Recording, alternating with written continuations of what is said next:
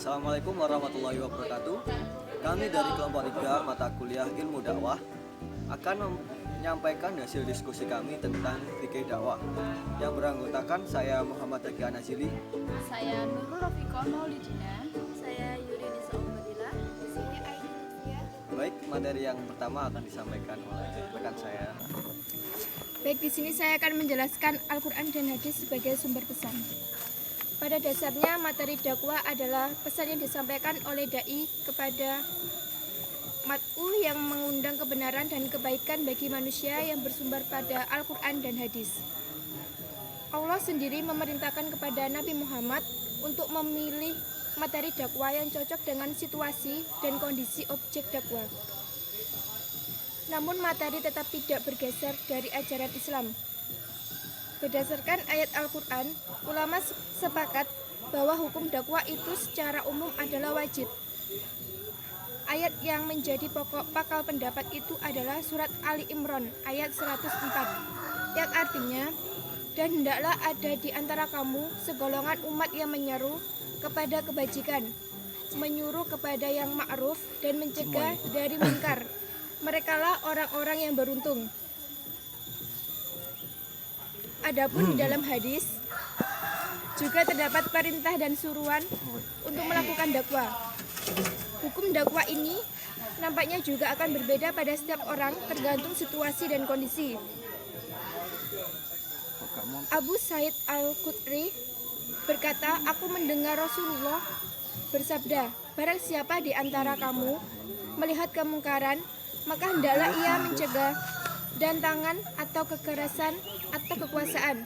Jika ia sanggup dengan demikian, maka dengan lidahnya, dan tidak mampu, yang demikian itu adalah selemah-lemah iman. Hadis riwayat Muslim. Dalam berdakwah, pendakwa tidak boleh meninggalkan akal pikiran. Akal digunakan untuk menafsirkan kebenaran wahyu yang kemudian diolah sebagai pesan dakwah. Berdasarkan kemampuan menggali pesan dakwah dari sumber Islam, pendakwa dapat diklasifikasikan menjadi 3 macam, yaitu pendakwa mutahid, pendakwa mutabi, dan pendakwa mukhalid. Hukum berdakwah. Kewajiban berdakwah merupakan kewajiban yang merupakan taklifi dari Allah kepada umatnya, agar apa yang menjadi tujuan Islam dapat tercapai. Karena sifatnya taklifi dan qat'i, maka jelas bahwa dasar hukum dakwah pastinya berasal dari sumber utama hukum Islam, yaitu Al-Quran dan Hadis. Mengenai dasar hukum dakwah telah dijelaskan oleh Allah di dalam Al-Quran maupun Rasulullah dalam hadisnya. Adapun ayat Al-Quran yang menjelaskan dasar hukum dakwah, yaitu terdapat dalam surat An-Nahl ayat 125 dan surat Ali Imran ayat 104. Dalam surat An-Nahl dan Ali Imran jelas menunjukkan wajibnya berdakwah. Melaksanakan tugas dakwah adalah kewajiban bagi setiap muslim. Setiap pribadi muslim yang telah balik dan berakal, baik laki-laki maupun perempuan, memiliki kewajiban untuk mengemban tugas dakwah. Setiap individu dari umat Islam dianggap sebagai penyambung tugas Rasulullah untuk menyampaikan dakwah. Tugas dakwah tidak boleh ia tinggalkan. Setiap muslim berkewajiban untuk menyampaikan dakwah sesuai dengan kapasitas dan kemampuan yang dimilikinya. Baik, selanjutnya kita akan membahas tentang fikih dakwah di antara fikih-fikih lainnya. Fikih dibagi menjadi 2 kelompok. Yang pertama ada fikih ibadah dan juga fikih muamalah. Kedua fikih tersebut memiliki karakteristik yang mendasar, yaitu fikih ibadah lebih kepada hubungan kepada Allah, sedangkan fikih muamalah adalah hubungan kepada selain Allah atau sosial. Lalu fikih dakwah sendiri termasuk dalam wilayah fikih muamalah.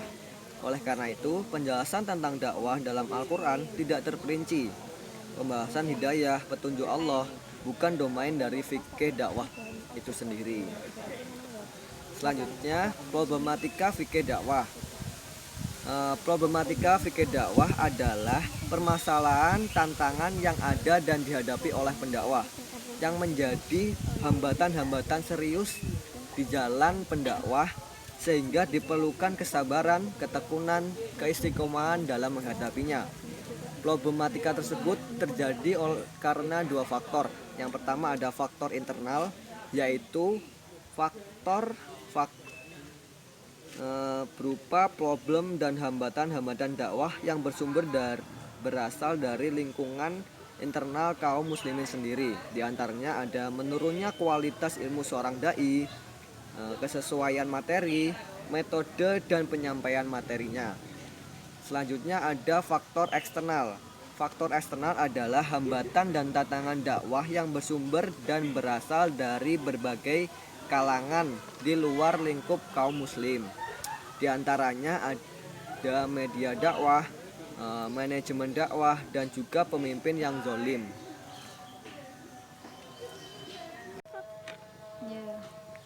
Kaidah-kaidah fikih dakwah.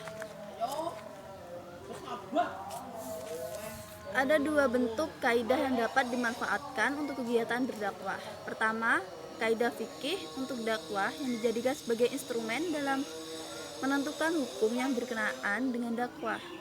Kedua, prinsip-prinsip dakwah yang menjadi strategi, metode, atau teknik dalam menyampaikan dakwah yang efektif. Selain bentuk kaidah di atas, dalam fikih dakwah juga dikenal beberapa kaidah lain, yaitu 1. Memberi keteladanan sebelum berdakwah. 2. Mengikat hati sebelum menjelaskan. 3. Mengenal sebelum memberi beban. 4. Bertahap dalam pembebanan. 5. Memudahkan bukan menyulitkan. Materi yang terakhir yaitu prinsip-prinsip dakwah. Yang pertama yaitu ada ilmu. Ilmu yaitu tentang apa yang didakwahkan. Allah berfirman kepada nabinya, "Katakanlah wahai Muhammad, ini jalanku, yaitu saya berdakwah ke jalan Allah di atas basiroh. Ini adalah jalanku dan orang-orang yang mengikutiku. Maha suci Allah dan aku tidak termasuk kaum musyrikin." Yusuf ayat 108. Al-Basyirah yang dimaksud pada ayat tersebut adalah ilmu, karena seorang dai pasti akan berhadapan dengan para ulama sesat, sehingga dihadapkan padanya berbagai syubhat dan akan didebat dengan kebatilan untuk menghancurkan yang hak.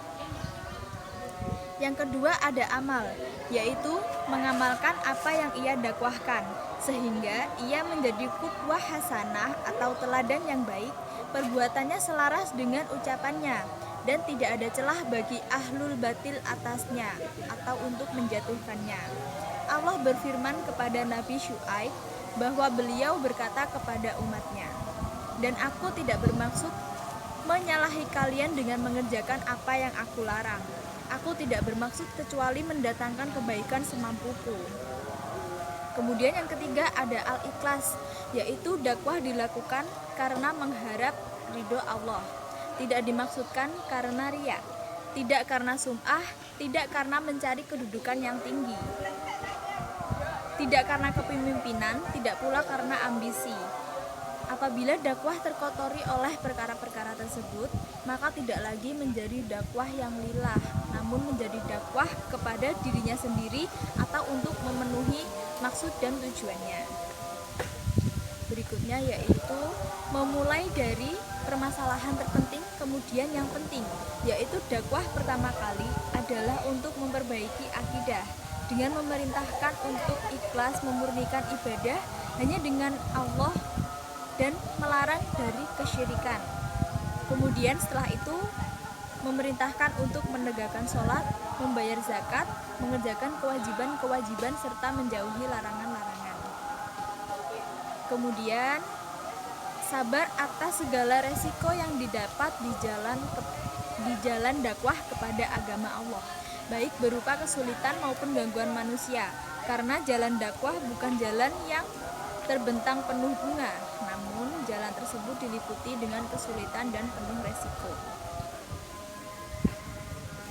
Kemudian, seorang dai harus berhias dengan akhlak yang mulia dan menempuh cara hikmah dalam dakwahnya.